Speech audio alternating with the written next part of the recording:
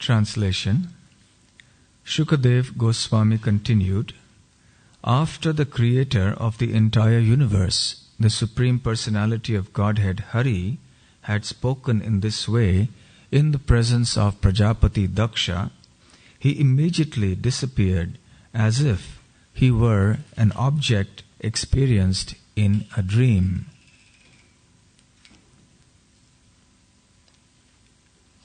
Thus end, there's no purport. Thus end the Bhaktivedanta purports of the 6th canto, 4th chapter of the Srimad Bhagavatam, entitled The Hamsa Guhya Prayers Offered to the Lord by Prajapati Daksha. Om Jnana Timirandhasya Jnananjana Shalakaya Chakshurunmilitam Yena Tasmai Shri Gurave Namaha. Shri Chaitanya Manobhishtam Sthapitam Yena Bhutale Swayam Rupa Kadamahyam Dadati Svapadantikam Vandeham Shri Guruhu Shri Yutapadakamalam Shri Gurun Vaishnavamscha Shri Rupam Sagrajatam Sahagana Raghunathanvitam Tam Sajivam Sadvaitam Savadutam Parijana Sahitam Krishna Chaitanya Devam Shri Radha Krishna Padang Sahagana Lalita Shri Vishakhanvitamscha Vancha kalpatarubhyascha kripa sindhubhya evacha patitanam pavanebhyo vaishnavebhyo namo namaha. Namo mahavadanyaya Krishna prema pradayate Krishnaya Krishna chaitanya namne gauratvishe namaha. He Krishna karuna sindho deenabandho jagatpate gopesha gopika kanta radha kanta namostute. Tapta Kanchana Gaurangi Radhe Vrindavaneshwari Vrishabhanu Sute Devi Pranamami Hari Priye. Jai Shri Krishna Chaitanya Prabhu Nityananda Shri Advaita Gadadhar Shivasadi Gaur Bhakta Vrinda. Hare Krishna Krishna Krishna Hare Hare Hare Ram Ram Ram Hare Hare. Hare Krishna. So these two verses mark the end of the 4th chapter of the 6th canto. We have heard about Prajapati Daksha, who is a Prajapati, a progenitor, engaged by Brahma in populating the universe. Daksha, having created many living entities, was still not satisfied with the progress, and therefore he engaged himself in austerities to please the Supreme Lord, Sri Krishna, and the Lord was pleased upon him. He appeared and blessed him that your desires will be fulfilled, and he awarded him a nice wife through whom he could procreate and beget many children for populating the universe. And the Lord is blessing him here that after you give birth to many hundreds and thousands of children, they will also come under the influence of my illusory energy, and they will further increase the population of this universe. And then the Supreme Lord disappeared. Earlier on in the purports, Srila Prabhupada has emphasized that one need not seek the favor of the Lord for such things. One should not think that Daksha received the favor of the Lord by receiving the facilities for unlimited sex. Later verses will reveal that Daksha again committed an offense, this time at the lotus feet of Narada. So therefore, even though one may obtain the blessings of the Lord for such purposes, that is not the best purpose for which we can approach the Lord. It's common in India to find people approaching sadhus for blessings, and then they usually expect some material blessings. Please bless my son that he will do well in his business. Please bless such and such that he may have some material progress. So blessings are seen as a means of material advancement. One time Srila Prabhupada was approached in a train by a family. A man had his family members. He had many children and he wanted to take blessings. And Prabhupada was tired and he could understand the purpose for which this man had come.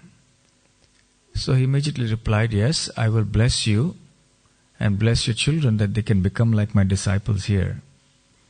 And the disciples there were shaven-headed, saffron-robed. The man immediately departed in great haste. He didn't want to come for any more blessings to Prabhupada.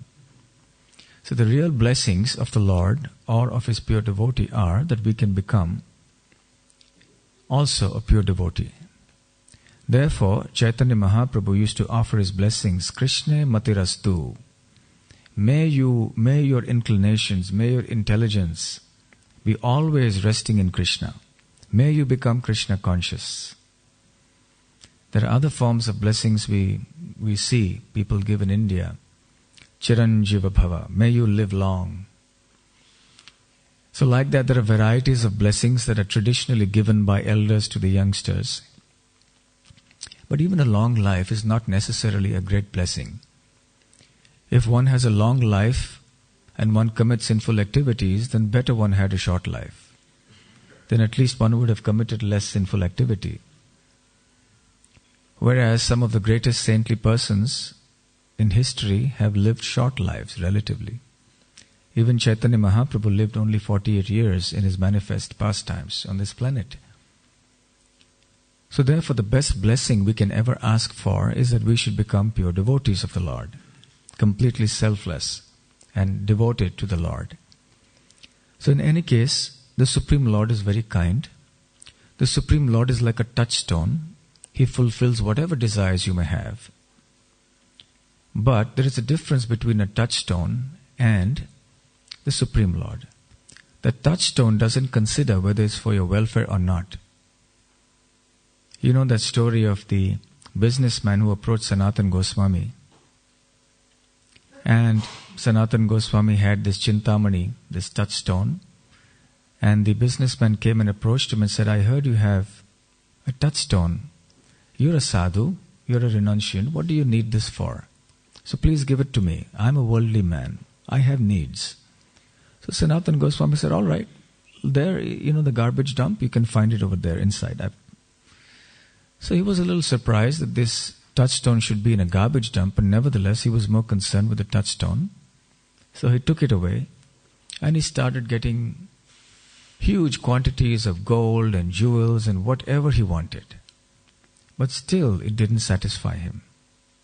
And he came back to Sanatana Goswami, and Sanatana Goswami eventually gave him the holy name, the greatest jewel. But the point is that the touchstone didn't discriminate. Oh, I'm giving this person gift after gift, gold and silver and jewels and everything he wants, and he's still not satisfied, so maybe I should stop giving him. Or maybe I should change his mind. The touchstone doesn't think like that.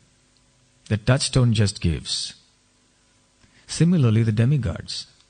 The demigods also have the capacity by the blessings of Lord Krishna to offer benedictions to their worshippers. But Krishna says in the Bhagavad Gita that these worshippers are unintelligent or less intelligent. Antavattu phalam tesham tad bhavatyalpa medhasam. He says that these people who are worshipping me are alpa medhasam. They are less intelligent because they come to me for fruits which are temporary. Antavat. They have an end. Devan deva yajo yanti madhyanti madhyajinopi mam. And those who worship the devas, they go to the devas. And those who come to me, and those who worship me, they come to me. So therefore, even approaching the demigods for material benedictions is not useful. Because they will give at best temporary benefits, and even they will not consider whether these benefits are for our welfare or not. We see numerous instances.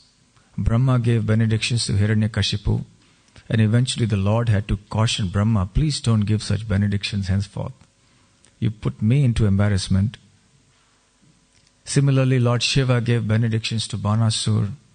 He gave benedictions to Ravana. And then they became the scourge of the universe. They didn't consider what would be the impact on the worshipper himself. Just like a shopkeeper, when a child approaches him for some liquor or some cigarette or something like that, some forbidden item, if the child has money, the shopkeeper would probably give it to him and not consider that this child is not supposed to be doing this at this age. But the father or the mother, if the child asked the father, mother, please give me this money so I can buy this, they wouldn't allow it. So similarly, the Supreme Lord considers the welfare of the child, of the devotee, of the worshipper.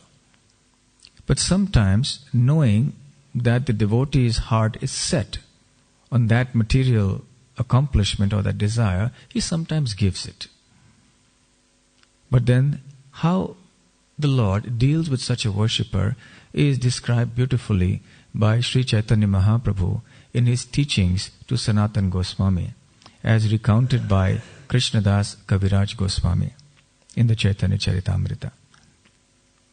Kaviraj Goswami, quoting Mahaprabhu, says, Kami Jnani Siddhi Subuddhi Jadi Hoy, Gad Bhakti Yoge Tobe Krishnera Bhajaye. The three kinds of people, there is the Kami, or the one who wants sense enjoyment. There is a Jnani who wants moksha or liberation. There is a Siddhi who wants the mystic powers that come out of practice of yoga. Now these three categories of people, Subuddhi Jadi Hoy, if somehow good intelligence comes to them, Buddhi means intelligence, Su means good. So somehow or the other, for these three categories of people, if they get some good intelligence, then what happens? Gad Bhakti Yoge. Then they start performing intense devotional service. Tabe Krishnara Bhajai. And therefore they serve or they worship Krishna. So any of these three categories of people here, Kaviraj Goswami or Mahaprabhu is not referring to pure devotees. He is referring to those who have some ulterior motive. And then Mahaprabhu quotes this famous verse from the Srimad Bhagavatam, Akama sarva kamo va moksha kama udaradi tivrena bhakti yogena yajeta purusham param. Wherein Shukadev Goswami instructs all living entities that regardless of one's disposition, one should worship Krishna. Whether one is akama, without material desires, whether one is sarvakama, one is full of material desires, whether one is mokshakami, one desires liberation from this material world and to merge into the impersonal Brahman, whatever the desire may be, tivrena bhakti yogena yajeta purusham param. Tivrena means with great intensity. One should worship the Supreme Personality of Godhead, Sri Krishna. And then Chaitanya Mahaprabhu, while teaching Sanatana Goswami, is quoting Krishna. He is paraphrasing what Krishna is thinking or what Krishna is saying when such a worshipper approaches him. Krishna kahe ama bhaje mage vishay sukh, amrita chhadi vishay mage ei bada murkh. So Mahaprabhu says, Krishna is saying, Krishna kahe mage vishay sukh, that this worshipper is asking for Vishaya Sukh. Sukh means happiness, Vishaya means the senses, the sense objects. So this worshipper has come to me and is asking for sense gratification. Krishna kahe mage Vishaya Sukh. And he gives up Vishaya Chadi, he gives up, or rather Amrita Chadi Vishamage, he gives up the nectar of my devotion, of the pure devotion, Vishamage, and he's asking me poison. He should just ask me for pure devotional service, which is the nectar. But he doesn't ask that. Amrita Chadi, he leaves aside this nectar and instead he asks me for poison. A bada murkh, and therefore he's a big fool, Krishna says. And then Mahaprabhu quotes Krishna further as saying, Ami vigya e murkhe vishaya kena dibo. Swacharanamrita diya vishay bhulaibo. He says, he is a fool, but I am not a fool. Ami Vigya, I am very intelligent, Krishna says. Ami Vigya e murkhe vishay keno dibo. So why will I give unnecessary sense gratification to this foolish person? But what I will do instead is, Swacharanamrita diya, I will give him the nectar of my lotus feet, Vishay bhulaibo, and then I will make him forget sense gratification. Anya kami jodi kare Krishnera bhajan, no magite hai Krishna tare den swacharan. So if an Anyakami means someone desiring something other than Krishna's lotus feet. Some ulterior motive, some desire other than pure devotion. If such a person comes to Krishna, Anyakami jodi kare Krishna bhajan. If such a person performs bhajan or worship of Krishna, then Krishna gives him his lotus feet. Tar then swacharan. Swacharan means his own lotus feet. Na magiteha. Even though that worshipper has not asked for it, Krishna still gives it to him. That is his mercy. In the Srimad Bhagavatam also, there is another verse where it is said that truly Krishna does fulfill the desires of his worshippers, but nevertheless he does not grant anything to his worshippers which would cause them, after having received that gift, to petition the Lord for the same thing again and again. Rather, Krishna purifies the heart of that devotee and awards him pure devotional service. This is Krishna's mercy. So what Krishna does is, he is like an expert physician who treats an injury which is, or a wound which is itching, which one feels like scratching, and he gives us an ointment which we rub on that wound, and then it calms the itches. He doesn't give us something that can help us scratch it more and more so we get some pleasure. So this is Krishna's mercy. He fulfills those desires to the extent that he thinks is right, and at the same time he gradually works on the heart of that devotee, of that worshipper, and eventually makes him realize, oh, what have I done? Why am I wasting my time? And then he gives that worshipper pure devotional service. Mahaprabhu says there are numerous instances like this. And then he quotes the famous example of Dhruva Maharaj, who came to Krishna asking for some material benediction. He didn't want something ordinary. People in this world go to Krishna or go to the Lord for some daily bread. Give us this day our daily bread, our Father who art in heaven. They just want some bread. But Dhruva Maharaj wasn't satisfied with a little bread. He wanted a kingdom that was greater than the kingdom of his great-grandfather, Brahma. Who can have a kingdom greater than Brahma? Brahma is the chief living entity in the whole universe. So how could the Lord have given him something more than that? But the Lord did. He gave him his own kingdom. He gave him a special planet that would not be destroyed even at the time of universal destruction. And that Krishna also told him, Shri Shri Radha Gokulananda ki jai, Shri Shri Sita Ram Lakshman Hanuman ki jai, Shri Shri Gaur Nitai ki jai.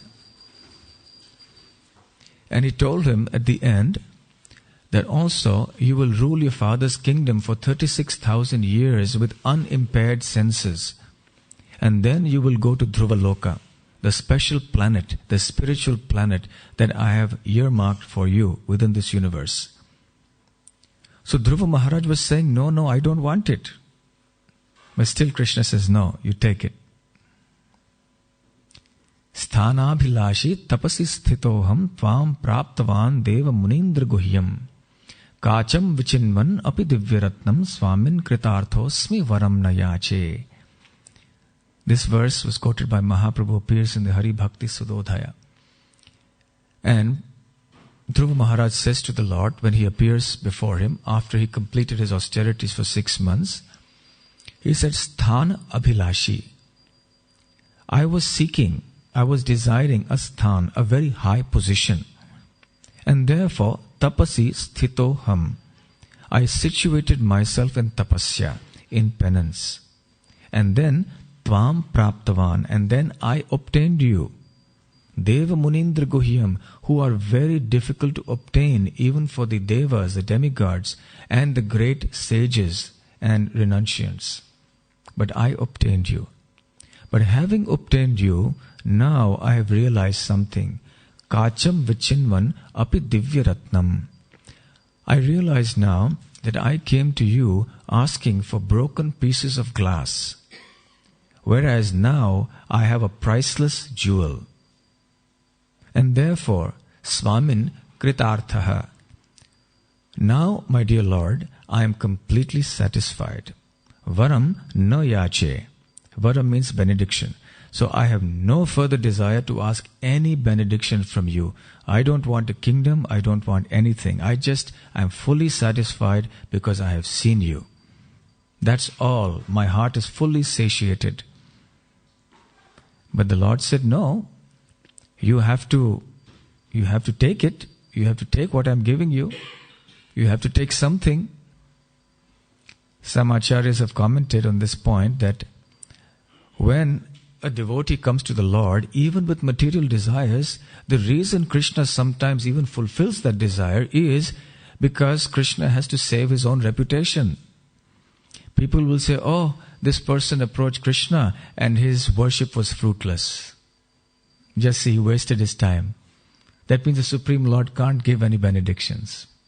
The Supreme Lord is not able to fulfill anyone's desires. So Krishna told Dhruva, when Dhruva said, no, I don't want anything, Krishna said, look, you have to take something. It's a question of my prestige, you know. Just take something. Otherwise people will say that you did austerities for such a long time and now you've come away empty-handed. So they will lose faith in me. So Dhruva Maharaj most reluctantly agreed. So sometimes Krishna may give also such benedictions, but he gives the strength to not get carried away by these opulences. Like when Sudama came to Dwarka and Krishna worshipped him. Many times in India people make a big issue of why did Lord Ram worship Shiva on the way to Lanka? That means Shiva is superior to Ram. So Ram is not the Supreme Lord, it is Shiva who is the Supreme Lord, right? You find people making that argument. It's very common in India, by the Shaivites especially, those who follow Lord Shiva. Firstly, in the Valmiki Ramayana there is no mention of this incident, that Lord Ram worshipped a Shiva Linga or Lord Shiva. But even if he did, there is nothing unusual about that. He worshipped Sudama as well. He actually offered arati to Sudama. He washed his lotus feet with milk and various substances. He offered him arati. He made him sit on his own bed. He massaged his feet. He did so many services for Sudama. Because that's Krishna's nature. Krishna likes to serve his devotees. That's the first point. And the second point is that Ram, although he was the Supreme Personality of Godhead, he is playing the role of a human being. And Lord Shiva is a very exalted personality. He is not the independent Supreme Personality of Godhead, but nonetheless, he is indeed very, very exalted. And he is a great Vaishnav. He is an incarnation of the Lord, a Guna avatar. Therefore, it was in the fitness of things that Lord Ram should worship Lord Shiva at that place. So similarly here we see Krishna actually worshipped Sudama. And Sudama was feeling very awkward to give a little chipped rice which he had with him, which was not befitting a great king like Krishna. But nevertheless, Krishna is Prema Pujari. He is one who relishes love. He doesn't accept the physical offerings, he accepts the devotion in those offerings. And therefore, Sudama's devotion was accepted by Krishna, even though the chipped rice was stale and it wasn't fit for him to eat. And when he had one morsel and wanted to take the second, then Rukmini Devi was standing behind and she caught hold of Krishna's hand and said, "No, my dear Lord, no more, no more. That's enough. Even this one morsel you have taken here makes me obliged to give this Brahmana more wealth than I have given anyone. And if you take this second morsel, then I have nothing left to give him." Because that is how indebted Krishna was to Sudama for his love for him. And then when Sudama returned home, he didn't know that he was going to get all this opulence. And when Sudama returned home, lo and behold, what did he see? A magnificent palace and all kinds of gorgeously decorated servants and unimaginable opulence. He couldn't even recognize his own wife because she was so opulently dressed. And Krishna gave this to him because he knew that Sudama would not misuse this opulence. So the opulence that is given to the devotees is given by Krishna in trust and in confidence that yes, my devotee will not misuse it now. And he gives the devotee the intelligence and the strength to also resist the temptations that may come to misuse that opulence that has been given. So the opulence given to a devotee or the facilities given to a devotee are the gift of the spiritual energy. But the opulence given to a materialist, because materialists also are wealthy, but those are gifts given by the Lord's illusory energy. So for Daksha, even though it is a Lord who is benedicting him, he says here that you will get hundreds and thousands of children and they will also be captivated by my illusory energy and procreate. So even though the Lord has benedicted him, but these benedictions are coming to him through the illusory energy. Whereas Dhruva Maharaj's benedictions actually came personally because Dhruva Maharaj did not want that. And therefore the spiritual energy came into play. So therefore we see that as devotees, Krishna gives us many things. And we should be very, very cautious to see that these things are very properly and conscientiously used in Krishna's service. They should not be used for ourselves more than what is required for our basic existence. So therefore, Krishna is very kind upon his worshippers, his devotees. And regardless of whether one comes to him with material desires or not, he fulfills those desires and makes them devotees.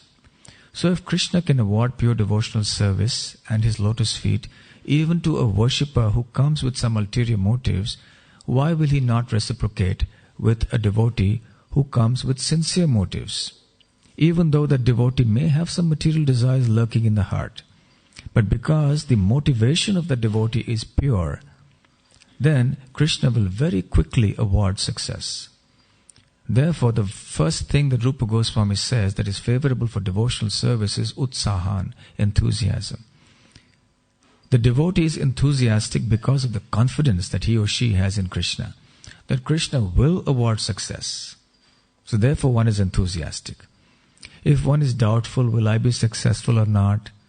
I'm working hard and will something come out of it or not? Then one cannot be enthusiastic. Enthusiasm comes from faith that yes, Krishna will award pure devotional service to me. My efforts will not be in vain. So that is a confidence, nishchayad. The confidence that one should have in rendering devotional service. So thank you very much. We'll stop here. We have a few minutes left for questions and comments.